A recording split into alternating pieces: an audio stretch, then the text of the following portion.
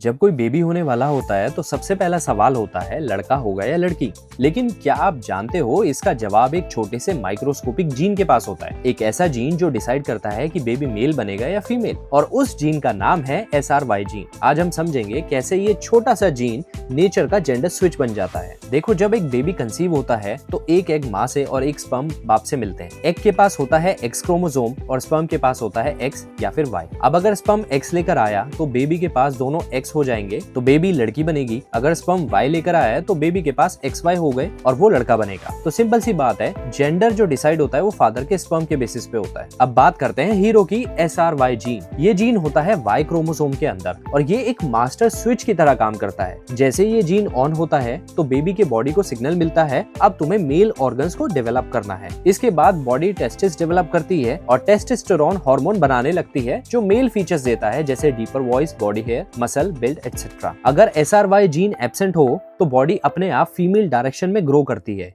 यानी अगर SRY on है तो बॉय और अगर SRY ऑफ है तो गर्ल। अब कभी कभी नेचर भी गलती कर देता है। कुछ रेयर केसेस में डॉक्टर्स ने देखा है कि लड़कियों के पास भी SRY जीन थे। ये कैसे पॉसिबल है? देखो, जब स्पर्म बन रहा होता है तो उस वक्त एक जेनेटिक मिक्सअप हो जाता है। Y क्रोमोसोम का छोटा सा टुकड़ा जिसमें SRY जीन होता है गलती से X क्रोमोसोम के साथ चिपक जाता है। अब जब ऐसा स्पर्म एक एग को फर्टिलाइज करता है तो बेबी के पास दोनों X क्रोमोसोम्स होते हैं, लेकिन उनमें से X के अंदर SRY जीन भी आ गया होता है और इसका रिजल्ट निकलता है एक ऐसी फीमेल जिसमें मेल टाइप जीन भी प्रेजेंट है।